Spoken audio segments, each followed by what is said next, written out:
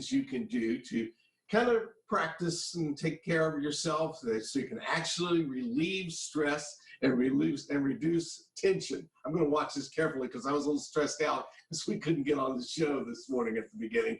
Recently, Jessica spoke with an expert. Here is that conversation. One of the steady factors that we're feeling every day, stress and tension, but there is hope on the horizon that you can literally take into your own hands.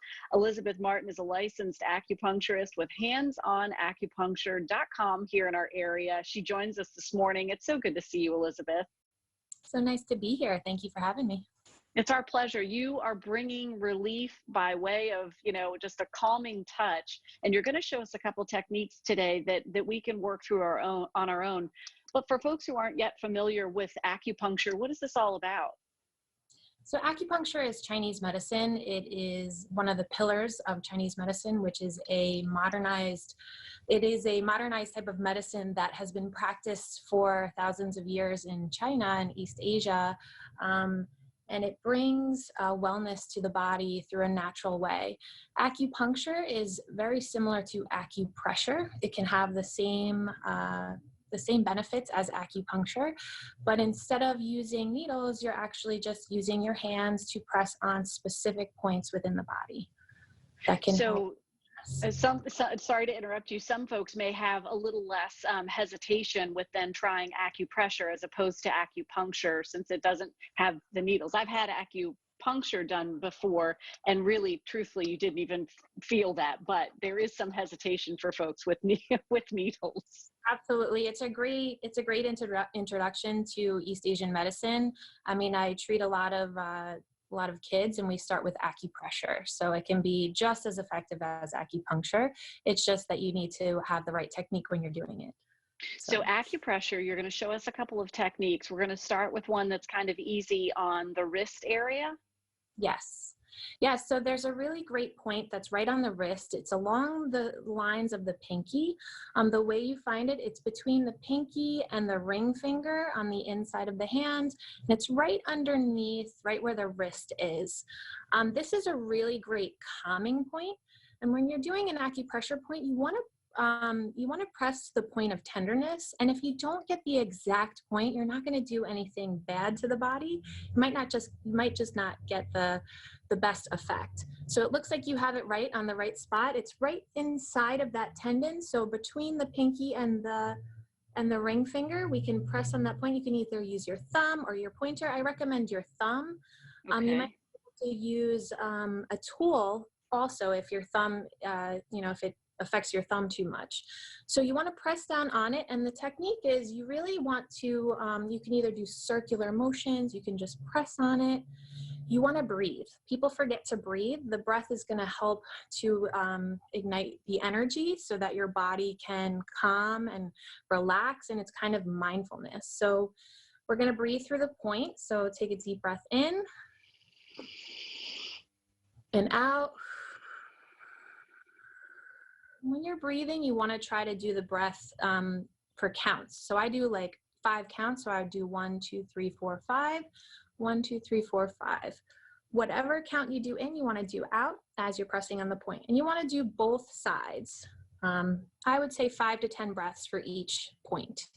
So wow. This is in the middle of that, I moved to the other hand, and it's like I can feel energy surging in the one that I did, and now I'm really feeling it in this other one.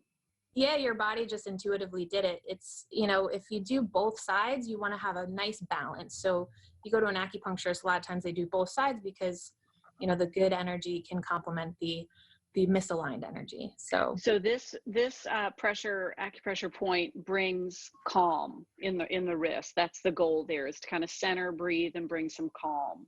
Bring calm, and it could help relieve anxiety, and really good for anyone with insomnia that's waking up a lot during the night. Excellent, which I think many of us are right now, and that can be helpful. So maybe practice this before you're heading to bed, especially. Yes, it's a great one for that.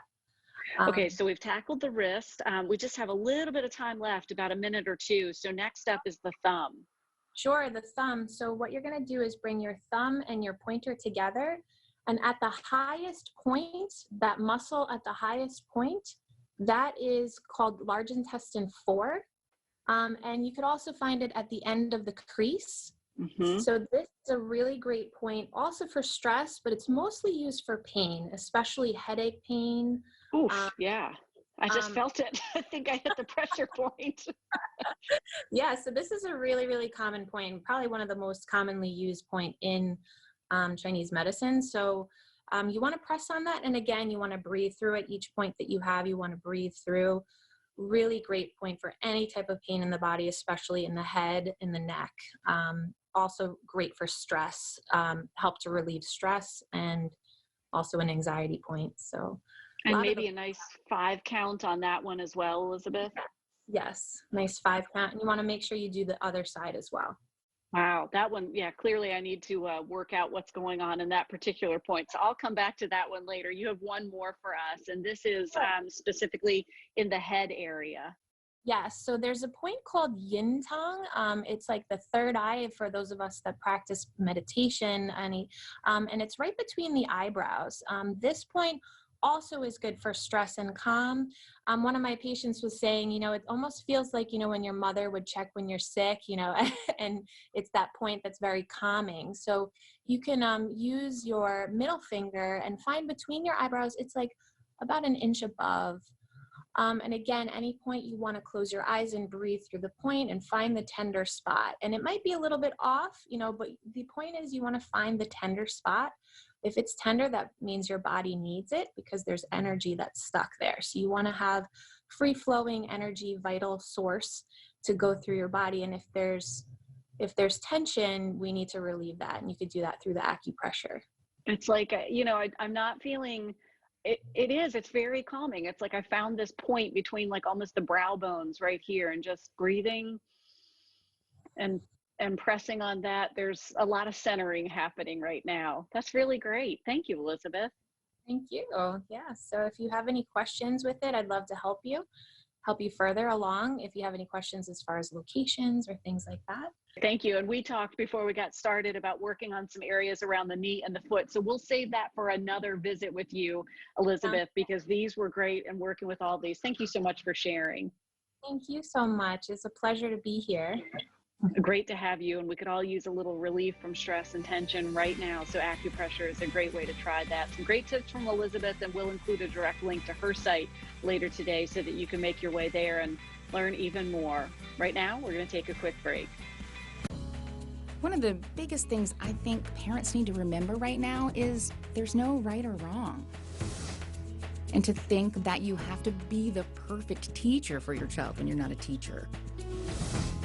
But there is a positive to all this.